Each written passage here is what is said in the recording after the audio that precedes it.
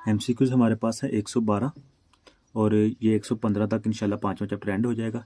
बाकी आगे next assignment में जो भी न्यू एमसीक्यू चैप्टर 5 में आएंगे ना, वो इंशाल्लाह इसके लास्ट पे इसी प्लेलिस्ट में ऐड कर दिए जाएंगे। ठीक है, तो कोई भी परेशान होने वाली बात नहीं है। ये असाइनमेंट कभी भी इंशाल्लाह पुरानी नहीं होगी। जैसे जैसे न्यू एमसीक्यू जैसे जैसे अपडेट आती जाएगी, वो with the passage of time इसके साथ साथ नीचे ऐड कर दिए जाएंगे और आप लोगों को अप टू डेट एमसीक्यूज हमेशा मिलते रहेंगे। चलिए एमसीक्यूज की तरफ आते हैं। 112 Ali and Kashif invested the equal some in 2 different banks. Equal सम उन्होंने इन्वेस्ट किया किसमें? 2 डिफरेंट बैंक्स में। किसमें? एट 9%, एक से 9% मिल रहा है, दूसरे से 10%। इंटरेस्ट कंपाउंडेड एनुअली, एक से 9% इंटरेस्ट मिल रहा है, दूसरे से 10%। इन 6 ईयर्स, 6 सालों में how much more percent of sum will have Kashif earn more than Ali. हम लोगों ने फाइंड क्या करना है? सम फाइंड करना है, मतलब कि फ्यूचर वैल्यू फाइंड करनी है। एक तो हमारे पास ये क्वेश्चन आ गया, इसका लिख लें। R1 हमारे पास 10%, R2 हमारे पास R1 हमारे पास 10% है, R2 हमारे पास 9% है और N इज इक्वल टू 6 है। फाइंड क्या करना है हम लोगों ने? सम फाइंड करना है, मतलब कि फ्यूचर वैल्यू। साथ ही मैं इसके दूसरा क्वेश्चन सॉल्व करूंगा, इकट्ठे सॉल्व करेंगे। 113 इफ नैना एंड मैना both invested the same amount. ठीक है, यहाँ पे सम कर रहा था, यहाँ पे सेम अमाउंट कर रहा था फॉर 6 ईयर्स। टाइम इसमें भी उतना ही है, उसमें भी इतना ही है। And the rate of interest कितना है? 9%, इसमें भी 9%। And 10%, 10% compounded annually respectively. Then how much more percent amount Maina will have after 6 years than Naina. जो बात समझने वाली है ना, यहाँ पे वो पूछ रहा है how much more percent amount. Percent amount कौन सी होगी? इंटरेस्ट की होगी। ठीक है, क्योंकि इसमें सम पूछ रहा है जिसमें इंटरेस्ट प्लस कैपिटल होगा। अब मैं आपको ना क्लियर कट डिफरेंस बताने लगा, जो आप लोगों को दोनों सवाल एक ही टाइम में समझाने की बात कर रहा हूँ। उसके पीछे रीजन क्या है ये देखें। इसमें भी R1 कितना है? 10% है, R2 9% है, N इज इक्वल टू 6 है। इसमें जो सम में पूछ रहा है ना, वो पूछ रहा है इंटरेस्ट प्लस कैपिटल, और जो इसमें पूछ रहा है वो सिर्फ और सिर्फ इंटरेस्ट पूछ रहा है। ठीक है, इसको सॉल्व करने का तरीका देखें। जब भी हम इंटरेस्ट, सिर्फ इंटरेस्ट की बात करते हैं ना, देन आप लोगों ने डिवाइडेड बाय बेस, देन आप लोगों ने बेस पे डिवाइड करना है। और जब आप लोगों से सिर्फ और जब आप लोगों से सम प्लस कैपिटल करे, तो देन आपने नोट डिवाइड बाय बेस। ठीक है, यहां तक क्लियर हो गया। अब हम इसको फार्मूलास में पुट करते हैं। सम का हमारे पास फ्यूचर वैल्यू का फार्मूला हमारे पास क्या है? P into 1 plus R power n। और इंटरेस्ट का फार्मूला हमारे पास क्या होता है? P into 1 plus R power n minus 1। अब नोट डिवाइडेड, इसको डिवाइड नहीं करेंगे तो फ्यूचर वैल्यू का जो डिफरेंस है वो क्या आ जाएगा? दोनों तरफ P नहीं है तो मैं जस्ट यही लिखूंगा 1 प्लस आर कितना है हमारे पास?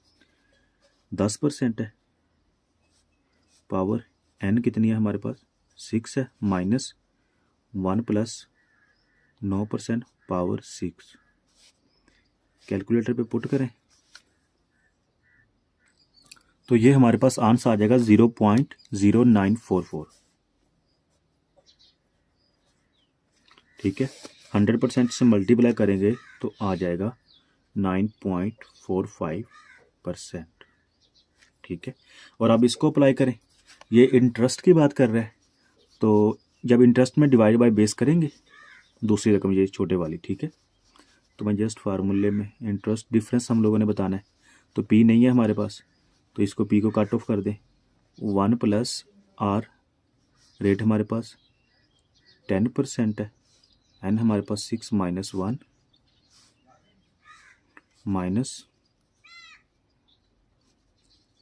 1 प्लस आर कितने?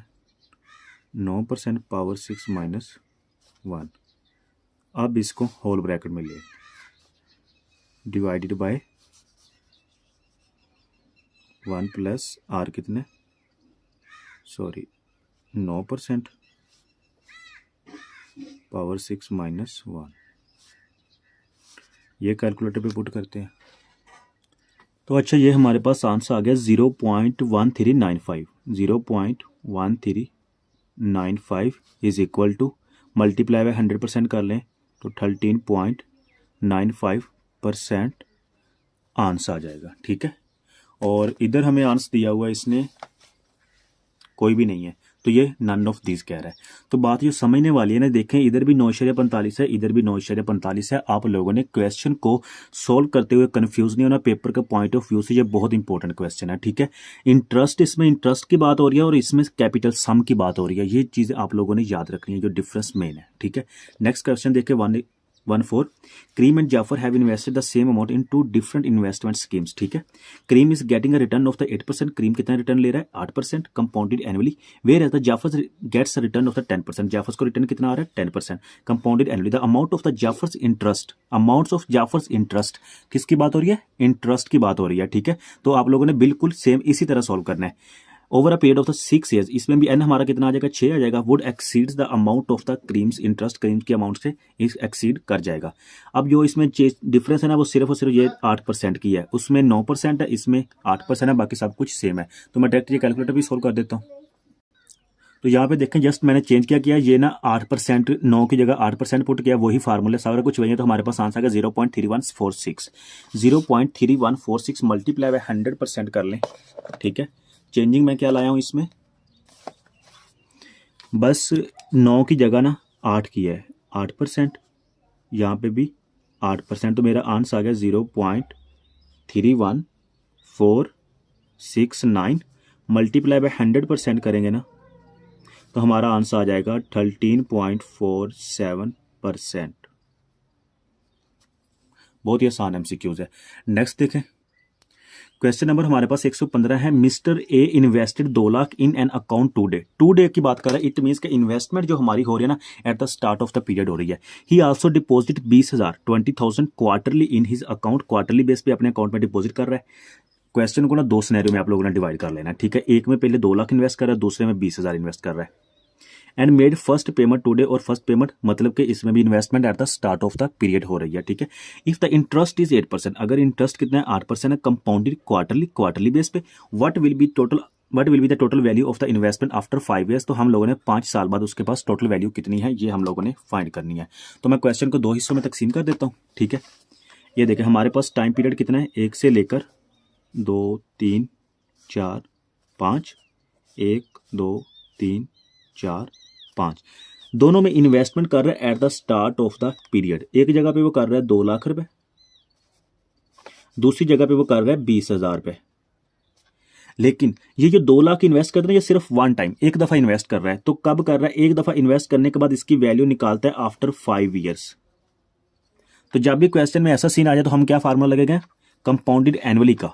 ठीक है,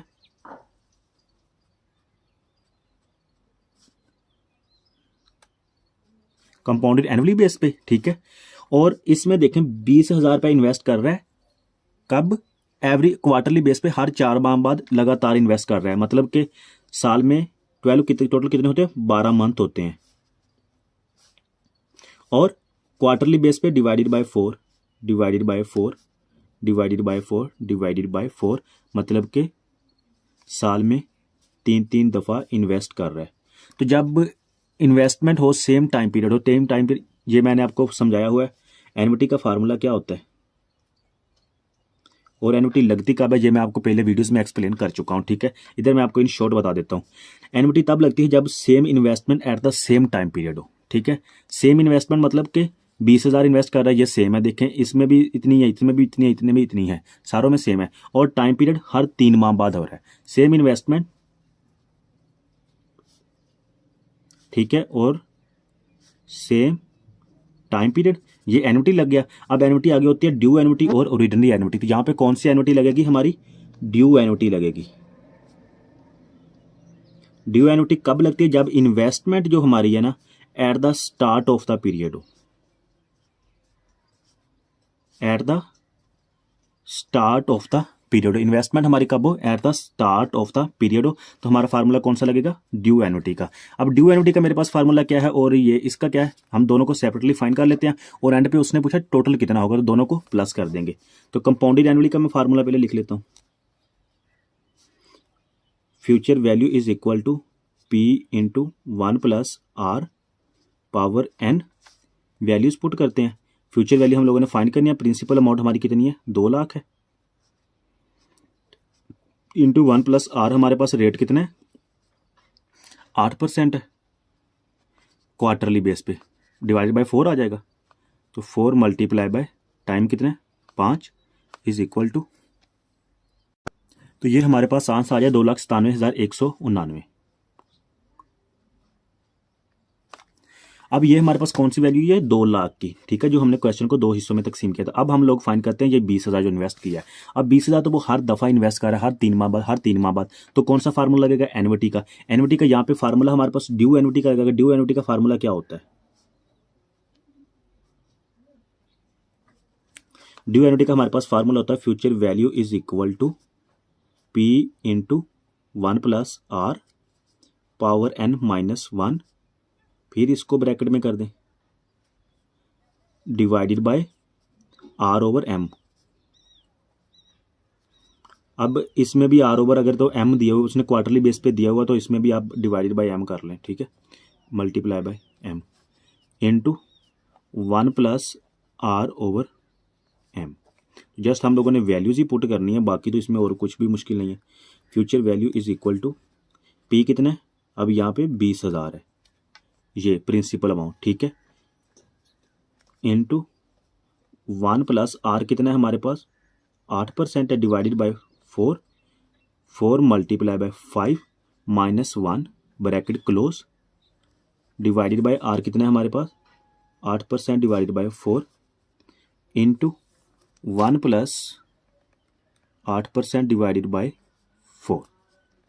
तो ये हमारा आंसर आ जाएगा 4,95,666, 4,95,666। अच्छा, अब क्वेश्चन में पूछे वो हमसे ना टोटल वैल्यू पूछा था, कौन सी, एक 2 लाख इन्वेस्ट कर रहा है और एक पे 20,000 इन्वेस्ट कर रहा है। 2 लाख का हमारे पास आंसर क्या आया, 2,97,189, 2,97,199 प्लस 4,95,666। ये कौन सा है, जो 20,000 इन्वेस्ट कर रहा है, और ये कौन सा जो 2 लाख इकट्ठा इन्वेस्ट कर रहा है। तो 5 साल बाद हमारे पास टोटल वैल्यू कितनी होगी, तो इन दोनों को हम प्लस कर देंगे, 4,95,666 प्लस 2,97,189। तो ये मेरे पास आंसर आ जाएगा 7,92,855।